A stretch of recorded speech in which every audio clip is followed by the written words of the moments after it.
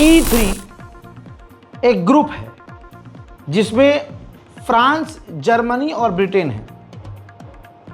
इन्होंने और अमेरिका ने ईरान को एक बार फिर से बहुत बड़ी धमकी दी। कहा कि अगर आपने न्यूक्लियर डील नहीं की, यानी अमेरिका से डील नहीं की, तो आप पर बहुत बड़ी पाबंदी लगाई जाएगी। आप देख रहे हैं लाचार और बेबस दुनिया ईरान के आगे। ये सुपर पावर अमेरिका खुद डील से बाहर निकला और अब डील में वापस आने के लिए चिल्ला रहा है, तड़प रहा है, बिलबिला रहा है। अमेरिका ने सोचा था कि ईरान पर इजराइल के जरिए हमला करवा के अपने B-2 बॉम्बर से तबाही मचा करके ईरान को डरा देंगे। ईरान हाथ जोड़ लेगा और कहेगा सीज फायर कर लो और हम आपकी सारी शर्तों को मंजूर कर लेंगे। लेकिन ऐसा हुआ नहीं। घूम फिर कर अपनी उसी पुरानी कहानी पर आ गए, पुरानी धमकियों पर आ गए कि हम बैन लगा देंगे, पाबंदी लगा देंगे। हालांकि ईरान पर दुनिया में सबसे ज़्यादा पाबंदियां ऑलरेडी अमेरिका लगा चुका है। उसके बावजूद उसके मिसाइल प्रोग्राम और उसके परमाणु प्रोग्राम को अमेरिका और यूरोप नहीं रोक पाए। तो इस धमकी का क्या ही असर ईरान पर होगा। उधर ईरान के ऑफिशियल ने ऑन रिकॉर्ड ये बात कही कि हम ये देख रहे हैं कि इजराइल दूसरी साइड अपनी रिपेयर कर रहा है और प्रिपेयर भी हो रहा है। सेम टाइम पर वो अपने नुकसान को ठीक कर रहा है और दूसरी तरफ वो हम पर हमला करने की तैयारी भी कर रहा है। तो दोस्तों, ईरान ने मान लिया है कि हम पर हमला हो सकता है। उधर ये तबरीज ईरान का शहर है जहां भी आग लगी है। इसके बारे में भी ईरान ने यही बोला है कि यह आतंकवादी हमला नहीं है और ये कि इसमें कोई और साजिश नहीं है। आग लग गई है, गैस लीक हो रही थी, अलाना हो रहा था। हम सब दोस्तों बेवकूफ़ हैं, ईरान सच बोल रहा है। उधर डोनाल्ड ट्रंप ने पूरी दुनिया की मीडिया के सामने कहा कि अगर ईरान बात करना चाहता है तो हमसे बात कर सकता है, हम यही हैं।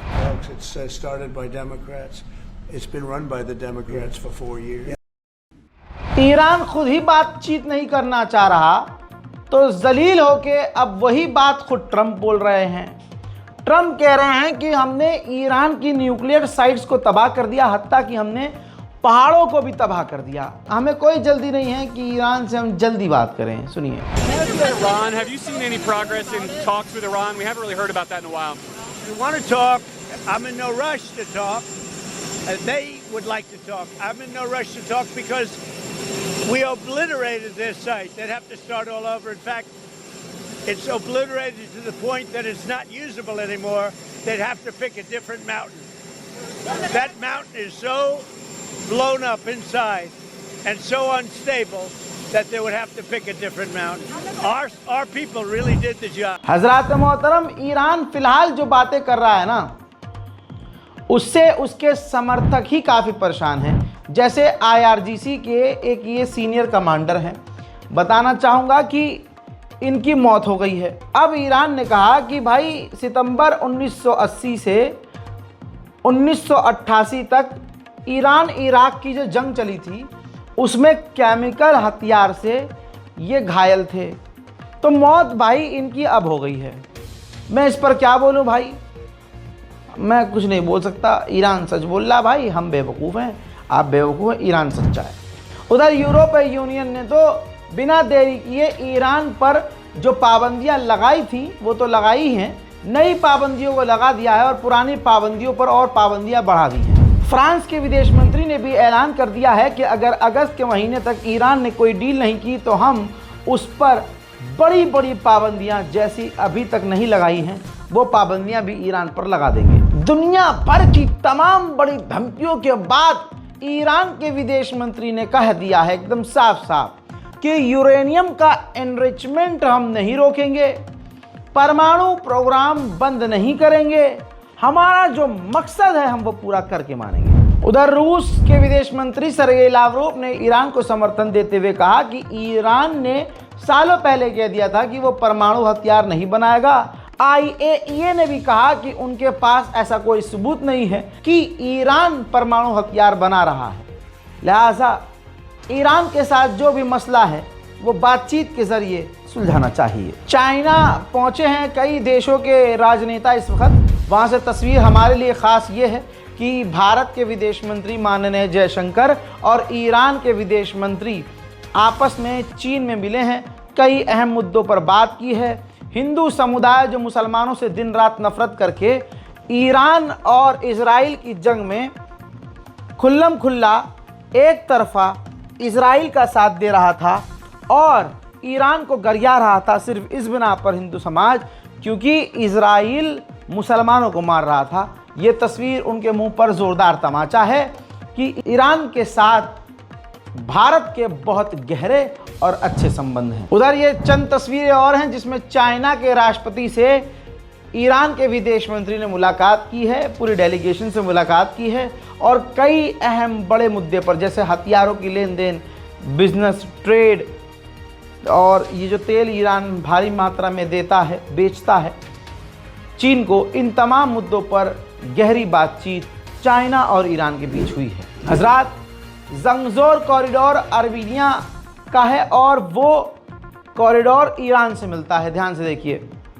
तो दोस्तों, अब अमेरिका का हरामीपन ये है कि अमेरिका ने कहा है कि ये जो आपका जंगजोर कॉरिडोर है जो सीधा सीधा ईरान से मिलता है और दूसरे इलाके को टच करता है, ये 100 साल के लिए आप हमें लीज पर दे दीजिए, यानी किराए पर दे दीजिए। उधर ईरान ने आधिकारिक तौर पर कबूला है कि इस 12 दिन की जंग में हमारे 1062 ईरानियन शहीद हो गए हैं।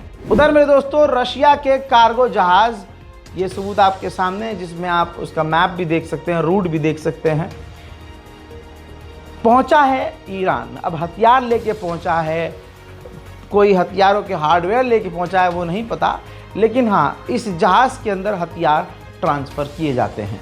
उधर अमेरिका के पूर्व अभी पिछले जो विदेश मंत्री हैं उन्होंने बहुत बड़ी बात कह दी है जिससे ट्रंप और नेतन्याहू का हरामीपना खुल गया है।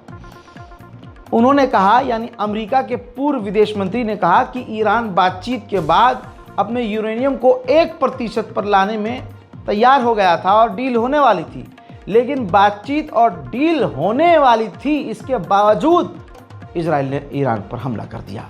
मेरे दोस्तों, ये एक ख़ास इंटरव्यू है जो ईरान के एक्सपर्ट ने दिया है। मैं अलग से नहीं दिखा सकता क्योंकि कॉपीराइट का झंझट है, वो भी RT चैनल पर इंटरव्यू है। बता देना चाहूँगा कि ईरान के अधिकारी ने साफ कहा कि इजराइल ने सीज़ फायर इसलिए किया क्योंकि वो अब हम पर और हमले नहीं कर पा रहा था। उसके हमले हम पूरी तरह से फेल कर रहे थे और हमारी मिसाइलों ने जो इजराइल की मिसाइलों और हमलों को रोका, उससे हम खुद शॉक थे कि हमारी मिसाइल और हमारे मिसाइल सिस्टम इतने सटीक और बेहतरीन तरीके से काम कर रहे हैं। उधर गल्फ ऑफ ओमान में एक विदेशी टैंकर गुजर रहा था जिसे ईरान ने सीज कर लिया है। ईरान की चंद मिसाइलों ने इजराइल की शक्ल खराब कर दी। तेल अवीव, अशदोद की शक्ल अभी तक खराब है, जिसके बाद नेतन्याहू ने जो इजराइल के एयरफोर्स के कमांडर हैं उनको बदल दिया है। जी हाँ, रिप्लेस कर दिया है। इसका मतलब आप अंदाज़ा लगा सकते हैं कि कुछ ही 12 दिनों की जंग में इजराइल की हालत ईरान ने क्या कर दी। एक और रिपोर्ट जो आई है उसके खुलासे से पता चला है कि जब जंग शुरू हुई तो ईरान की मिसाइल सिर्फ 8% इजराइल में गिर रही थी और जब 6 दिन गुजर गए, 7वां दिन लगा, तो 7वें दिन से इजराइल के अंदर ईरान की डबल मिसाइलें गिरने लगी, यानी सीधा 8% से 16% ईरान की मिसाइलें इजराइल में गिरने लगी, जिसके बाद देखते ही देखते इजराइल बौखला गया और दिन में उसको तारे नजर आए और इजराइल ने इधर उधर लोगों से कहलवा कर, दूसरे देशों से कहलवा कर ईरान से सीज फायर के लिए कहा। ईरान के सुप्रीम लीडर ने तो बड़ा खेल कर दिया, बहुत बड़ी बात कह दिया कि इजराइल पूरी दुनिया के लिए एक ट्यूमर है। उसकी हालत ऐसी हो गई थी हमसे लड़ते लड़ते कि उसे अपने बाप के पास भागना पड़ा। और ये जो इजराइल है ये अकेला नहीं लड़ सकता। और हम बता देना चाहते हैं कि हमारे पास इतनी ताकत है कि हम दोबारा इजराइल पर हमला कर सकते हैं। सुनिए। اینو باید همه توجه داشته باشن، بدانن این چون مطلب مسلمی است که دشمن میخواد تشکیک کنه در این. ما در جنگ محکم وارد شد.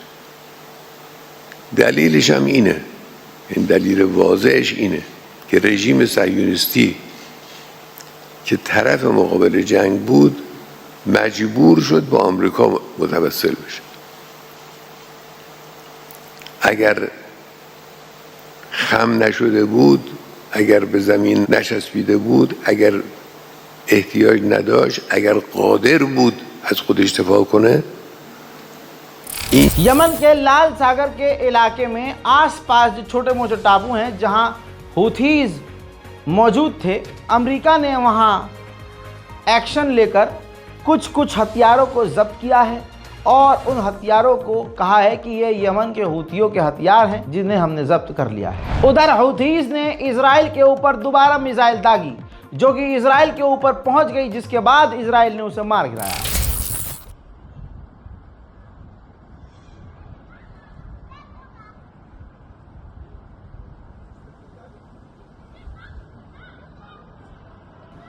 उधर ताज़ा जानकारी मिडिल ईस्ट से ये आ रही है कि सीरिया पर अभी भी इजराइल बड़े हमले कर रहा है।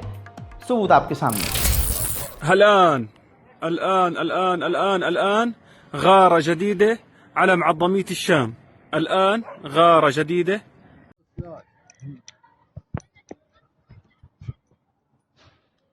صعد دخان من جهة. الله أكبر الله أكبر. مسيرة إسرائيلية استهدفت الأمن العام.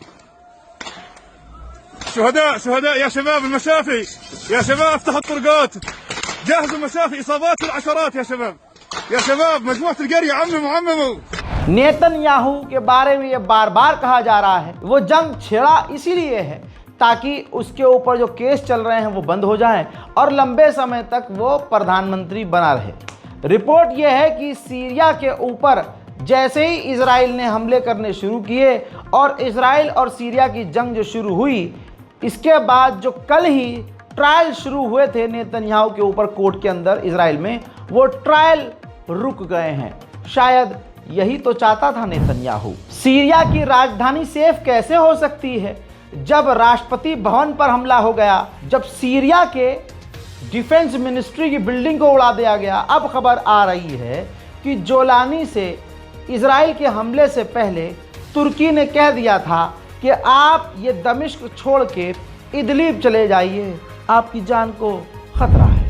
अब जब इजराइल ने द्रूज को बचाने के नाम पर सीरिया के राष्ट्रपति जोलानी के चूतड़ को लाल किया है, तो तुरंत जोलानी ने डील कर ली है किनसे? द्रूज कम्युनिटी से कि भाई लड़ाई ख़त्म करो, अपना पिछवाड़ा साफ करो, बड़ा मार रहा है इजराइल। फ़ौरन डील कर ली और इतना बुरा मारा है इन इजराइल ने इस द्रूज कम्युनिटी को बचाने के लिए। इन TS जो है वो फ़ौज है सीरिया की ऑफिशियल, ये जो ISIS वाली फ़ौज है, ये दाइश संगठन वाली जोलानी की फ़ौज है, इसको HTS भी कहते हैं। इतना मारा है इजराइल ने इन्हें कि तुरंत सीरिया की इस नई जोलानी की सरकार ने UN की एमरजेंसी मीटिंग बुलाई है। सीरिया में 30% लगभग इजराइल घुसपैठ करके कब्जा कर चुका है और इस जोलानी ने अपने आप गोलान हाइट इजराइल को दे दिया। उसके अलावा कई इलाकों में इजराइल घुस चुका है, कब्जा कर चुका है, इजराइल का झंडा लहरा चुका है। और अब इजराइल ने कहा है कि हम किसी भी इलाके से जहां हमने कब्जा किया है सीरिया में, हम किसी भी इलाके से पीछे नहीं हटेंगे और कब्जा नहीं छोड़ेंगे। इराक के अंदर अभी भी अमेरिका भारी मात्रा में मौजूद है। एक ऑयल फैक्ट्री है इराक के अंदर जिसे अमेरिका की कंपनी चलाती है। ये रही वीडियो, एक खतरनाक ड्रोन हमला हुआ है उस अमेरिकी कंपनी पर इराक के अंदर, जिसमें डैमेज बड़ा हुआ है, बड़ा नुकसान अमेरिकी कंपनी को इराक में उठाना पड़ा है। आइए अब मैं गाजा का भी अपडेट आपको इस मिडिल ईस्ट रिपोर्ट में दे दूं। इजराइल डिफेंस फोर्सेस के चीफ ऑफ स्टाफ ने कहा है कि अगर हमास से डील भी हो जाती है और सीजफायर भी हो जाता है तो उससे कुछ नहीं होने वाला, क्योंकि हमारी फौज गाजा के 75% इलाके पर कब्जा कर चुकी है और वही 75% गाजा के इलाके को चला रही है। लिहाजा डील हो या ना हो, होगा वही जो हम वहाँ करना चाहते हैं। अमेरिका की जो कंपनी गाजा के अंदर खाना और मदद बांट रही है वो जाल है सिर्फ। अब एक बेचारा नौजवान रो रहा है, इनके घर के परिवार के लोग उस अमेरिकी एजेंसी कैंप में गए थे खाना लेने के लिए और ये रोते हुए कह रहे हैं कि मेरे घर वालों को, मेरे रिश्तेदारों को अमेरिकियों ने कत्ल किया है। डॉक्टर सैयद अल फयूमी जो गाजा के अंदर टॉप सर्जनों में शुमार होते थे, इजराइल की बमबारी में आज ये भी शहीद हो गए। कल तक यूरोप भूल दे रहा था कि हम इजराइल को ऐसा कर देंगे, इजराइल पर पाबंदी लगा देंगे। हम भी खुश हुए थे, आप भी खुश हुए थे, लेकिन उसी दौरान मैंने कह दिया था इन पर भरोसा ना करना। लीजिए खबर सुनिए। इजराइल जो एड बांटने के नाम पर जिस तरह से भूखे और प्यासों को मार रहा है, इस पर यह उम्मीद की जा रही थी कि यूरोपीय यूनियन इजराइल पर पाबंदी लगाने वाला है और तैयारी चल रही है। लेकिन आज पीछे से किसने डंडा कर दिया यूरोपीय यूनियन को? अमेरिका और इजराइल ने, या किसने? कि अब यूरोपीय यूनियन ने कह दिया है कि हम सिर्फ नज़र रखेंगे इजराइल पर, पाबंदी हम इजराइल पर नहीं लगाएंगे। ये उस वक्त का वीडियो है जब अमेरिकी एजेंसियों के सामने मदद लेने के लिए गाजा के लोग गए थे और तुरंत दूसरी तरफ से फायरिंग होने लगी और ये ज़मीन पर बैठ गए, कुछ लेट गए ताकि इनको गोली न लग जाए। अब गाजा में जो समुद्र में गाजा के लोग मछुआरे मछलियाँ पकड़ रहे हैं, ये देखिए स्मोक ग्रेनेड उनके ऊपर फेंका जा रहा है। उनके ऊपर भी इजराइल की फ़ौज गोलीबारी कर रही है ताकि वो एक समय के लिए कोई मछली पकड़कर खा न ले। गाजा में अमेरिकी कंपनी जहां मदद बांट रही थी, वहां इजराइल की फ़ौज ने जब गोलीबारी की तो 21 लोग तो सिर्फ दब के मर गए। जी हाँ, 21 लोग जिसमें महिलाएं और बच्चे थे भगदड़ में दब के मर गए और जिनको गोली मारी है इजराइल ने वो अलग से मौतें हुई हैं। अच्छा, नेतन्याहू अपनी ही आर्मी चीफ पर भड़का है।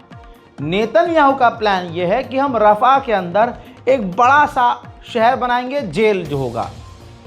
अब जो आर्मी चीफ है इजराइल का, वो इस बात से सहमत नहीं है। इस वजह से नेतन्याहू बुरी तरह से अपने आईडीएफ के चीफ पर भड़का है। उधर अब ये रोज का काम है, इजराइल के सेटलर्स फिलिस्तीनी जो लोग हैं वेस्ट बैंक में जो रहते हैं, उनको परेशान करने के लिए उन पर हमला कर रहे हैं ताकि ये लोग वहाँ से भाग जाएं। यह हाल है रोज का। हजरात, इस बारकोड का इस्तेमाल करके गाजा और फिलिस्तीन की मदद के लिए आगे ज़रूर आइए। हम कुछ नहीं कर सकते, लेकिन कम से कम मदद तो भेज सकते हैं। हम कुछ नहीं कर सकते, मगर कम से कम एक वक्त का खाने का इंतज़ाम और या फिर एक वक्त किसी एक इलाके में पानी के टैंकर भेज सकते हैं, तो इसमें क्या बुरा है। इंटरनेशनल क्रिमिनल कोर्ट को धमकी दी गई थी कि नेतन्याहू के खिलाफ आपने जो अरेस्ट वारंट जारी किया है वो कैंसिल कर दो, लेकिन अल्हम्दुलिल्लाह इंटरनेशनल क्रिमिनल कोर्ट ने ऑफिशियली साफ इनकार कर दिया कि जो क्रिमिनल है, जिसने क्राइम किया है, वॉर क्राइम किया है, नेतन्याहू, उसके खिलाफ जो हमने अरेस्ट वारंट जारी किया है कैंसिल नहीं किया जाएगा। न्यूयॉर्क सिटी में टेक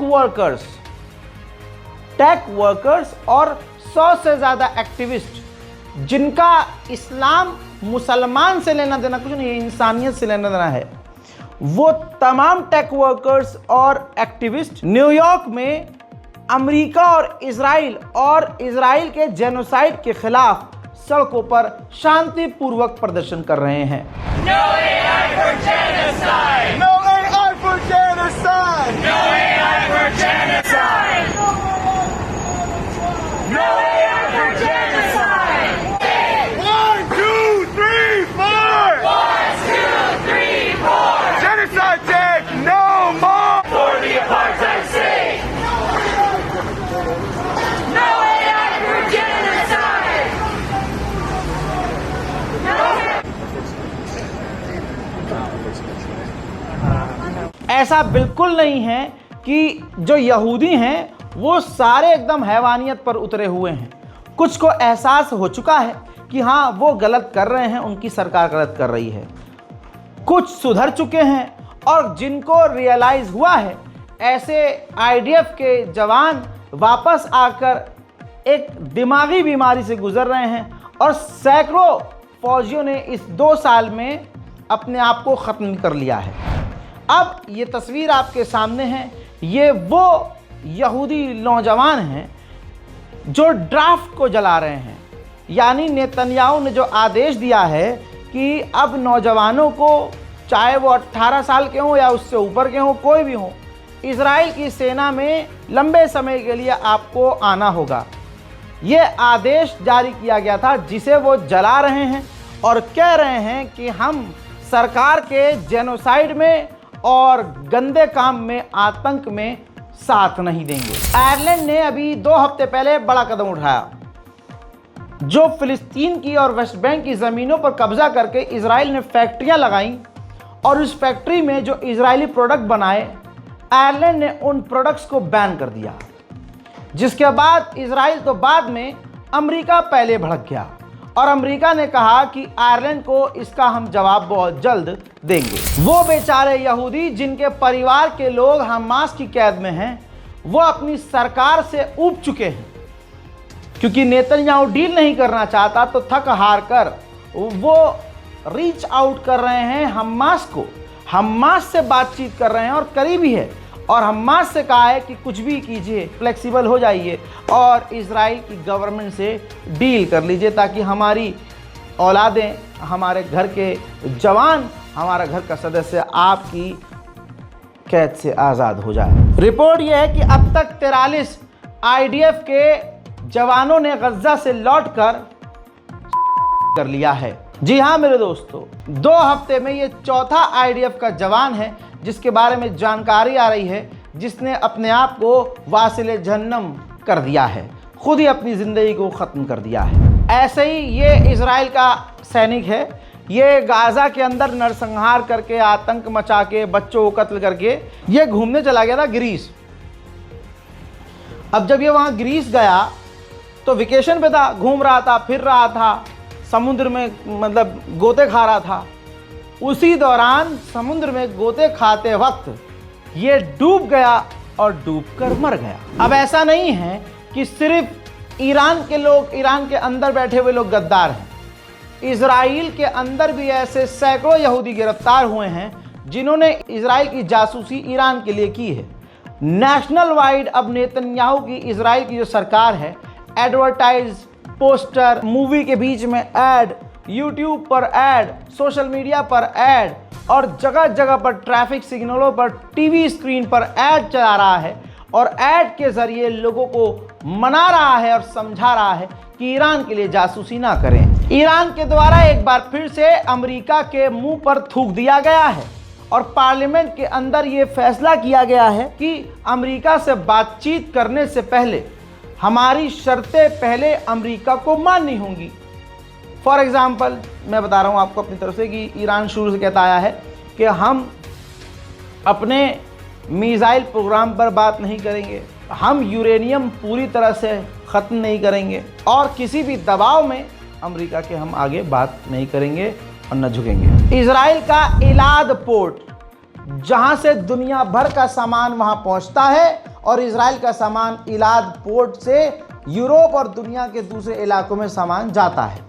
ये इजराइल का इलाद पोर्ट पूरी तरह से शट डाउन हो चुका है, पूरी तरह से बंद हो चुका है, क्योंकि लाल सागर में यमन ने हुड़दंग मचा रखा है और कोई जहाज़ यमन के हूथीज़ के आंखों के सामने से गुजर नहीं रहा है। फिलहाल इस डिटेल और बड़ी रिपोर्ट में इतना ही। इस रिपोर्ट को शेयर कीजिएगा, अपनी राय कमेंट सेक्शन में ज़रूर लिखिएगा, दुआओं में याद रखिएगा। जय हिंद।